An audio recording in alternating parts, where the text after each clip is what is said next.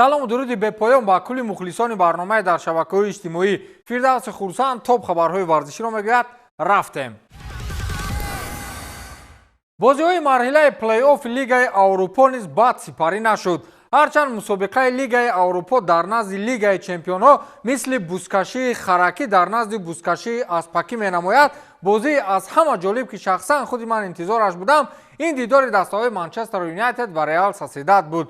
дар бозии қаблӣ натиҷа 1-1 ба анҷом расида буд. аҷибии кор дар ин аст ки Манчестер Юнайтед ин мавсим ягона умеде ки дорад Лигаи Аврупо аст. дигар дар тамоми фронтҳо мавсим барои Рубен Аморим хотима ёфтааст. ин буд ки дар бозии ҷавобӣ Бруно Фернандеш ғайриинтизор хетрик кард ва ҷони ҳамшаҳрии худро дар чунин лаҳзаҳои ҳассос харид. ҳисоби рақобати мазкур 4-1 хотима ёфт ва ҳисоби умумии бозӣ 5-2 шуд. акнун Манчестер ба марҳилаи дигар роҳ ёфт. далели хуби дигар барои шогирдони Аморим ин аст ки Бруно Фернандеш баъди хетрик аз ҳисоби омори гол ҷамъи пас беҳтарин футболбози таърихи Лигаи Аврупо гардид. ба ин муносибат футболбозони Манчестер Юнайтед баъди бозӣ дар танаи туби ҳамон рақобат суханҳои хотирмон барои Фернандеш навиштанд. дар миёни онҳо ду сухани аҷиб ҳам аз ҷониби ҳамдастаҳояш навишта шуда буд. нафаре навиштааст ки ту ба довар чанд сум пора додӣ. дигаре навиштааст ки бейнам дар аввали мавсим ту ягон бозии хуб надоштӣ. ана ҳамин хел дӯстон дар дилхоҳ гурӯҳ ҳастанд. барои маблағ кор кардан аз пешгӯии футбол шумо метавонед ба телеграм-канале ки ман дар комментария закрепит кардаам даромада силкаи гузоштаи моро пахш намоед. дар аввалин пардохт шумо метавонед 8000 сомонӣ ба даст биёред. барори кор.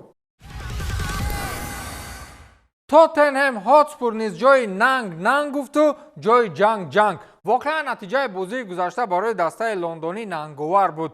дар рақобати аввали дастаи мазкур аз тими АС Алкмар бо ҳисоби 1-0 шикаст хӯрда буданд ва аз ҳисоби оморҳои дигар низ костагӣ доштанд. онҳо дар бозии ҷавобӣ ин натиҷаро барои худ нанг донистанд. Вилсон Одобер ва Ҷеймс Мэдисон дарвозаи дастаи нидерландиро рахна карданд. ҳамин тавр аз рӯи натиҷаи ду вохӯрӣ дастаи лондонӣ бо ҳисоби 3-2 ғалаба кард ва роҳи худро дар мусобиқаи Лигаи Аврупо идома медиҳад, аммо ғалтидаву хеста.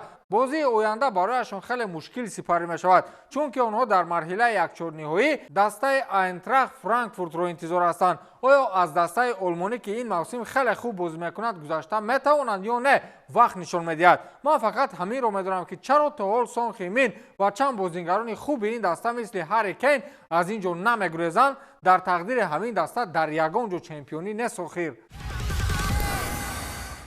Лионел Месси аз марҳилаи ОС баргашт ва дарҳол аз номи худ дарак дод. бозии навбатии дастаи Интер Майами бо тими Кавальера аз мамлакати Ямайка рост омад. аслан ин марҳилаи яккашниҳои ҷоми чемпионҳои Конкакаф буд ки дастаи Интер Майами ҳамчун фаворит роҳи худро идома медиҳад. Лионел Месси бошад таи чанд муддати охир бо сабаби ОС ба майдон намебаромад ва ин аввалин бозии футболбоз баъди чанд фосила аст ки ҳаминак ба задани голи зебое даст меёбад. баргашти шоҳон ҳамеша ё майдонро ба ларза медарорад ё бар сари ҳариф бадбахтӣ меорад. дастаҳои арабӣ оҳиста ба бозингарони дастаҳои англисӣ дом меандозанд. баъди рафтани Дуран ҳаминак дар трансфери зимистона онҳо дарҳол дари хонаи зуртарин ҳимоятгарон ва ҳамлагарони дастаҳои англисиро куфтанианд. сайди навбатии онҳо Вирҷил ван Дайк хоҳад буд. дастаи Алҳилол дирӯз расман ба ҷониби футболбози нидерландии Ливерпул пешниҳоди ҳамкории расмӣ кард. Алҳилол таи чанд вақти охир пушти гузариши Ван Дайк ба даста кор мебурд ва интизори фурсати муносиб буд ки ба гуфтаи онҳо фурсати муносиб фаро расид. ин маънои онро дорад ки Ван Дайк барои рафтан аз Ливерпул азм кардааст. чун пушти ин кор беҳтарин мутахассисон ва инсайдерон кор мебаранд ки Алҳилол дидаву дониста яку якбора пешниҳоди расмӣ кардааст. маоши солонаи футболбоз 20 миллион евроро ташкил хоҳад дод ки назар ба Аврупо ин баландтарин маош барои дифоъгарон ба ҳисоб меравад. ҳоло футболбоз оиди пешниҳоди мазкур ягон ҷавоби дақиқ надодааст. баъзан сукути дурудароз маънои розигӣ аст мегӯянд. масъалаи пеналтии Хулиан Алварес. созмони УЕФА ё худ иттиҳоди ассотсиатсияҳои футболии Аврупо дар мавриди иҷрои пеналти аз ҷониби Алварес дар бозии муқобили Реал тадқиқоти махсус баргузор намуд. дар доираи санҷишу ташхиси 2 рӯзи охир ҳамроҳ ба мутахассисони футболӣ расман тасдиқ карданд ки Хулиан Алварес қоидаи бозиро вайрон кардааст ва ғалабаи Реал ҳамчун ғалабаи соф эътироф гардид. мегӯянд ҳар кор пушти худ ҳикмате дорад. акнун баъди ин пеналти мегӯянд дар дафтари асосии УЕФА чанд рӯзи охир мардум миёни худ баҳси солим доранд. яъне мавзӯи асосии ҳоло иҷрои чунин ҳолатҳо аст ки ҳар кас дар он ҷо андешаи худро пешниҳод мекунад. мегӯянд кори худ бас то утоқи худи раҳбари УЕФА Александр Чеферин рафт ва қарор аст онҳо ба наздикӣ оид ба ин мавзӯъ сари як миз ҷамъ мешаванд. гуфта мешавад ки шояд ба қоидаи мазкур тағйирот ворид гардад. инам дар ҳоле бояд иваз шавад ки футболбоз нохост ё худ ғайриинтизор дар рафти иҷрои пеналти 2 маротиба ба тӯб мерасад.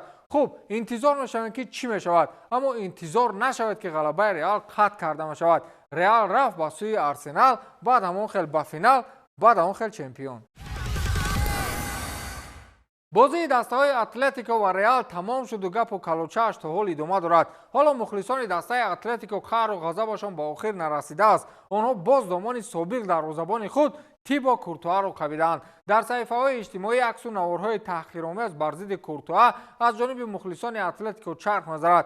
онҳо дар лавҳае ки исми Куртуа дар назди майдони Атлетико вуҷуд дорад қуттиҳои холии об ва партов мерезанд ва дар саҳифаҳои Инстаграм ӯро ҳамчун хоин муаррифӣ мекунанд. белгиага аз соли 2011 то соли 2014 дар Атлетико Мадрид бозӣ кардааст ва дирӯзу боз дастаи собиқи худро мағлуб кард ва онҳоро ҳилагарон номид. баъди ин унвон ҷанҷоли мухлисони Атлетико идома дорад.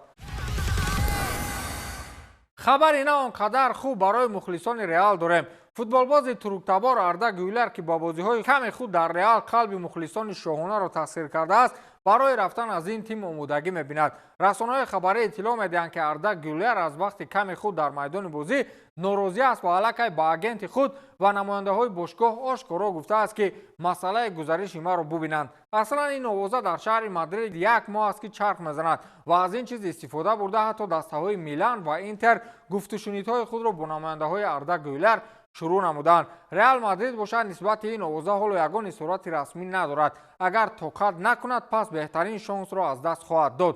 шумо чӣ назар доред? ба ҳамин тамом то дидори навбатӣ хайр.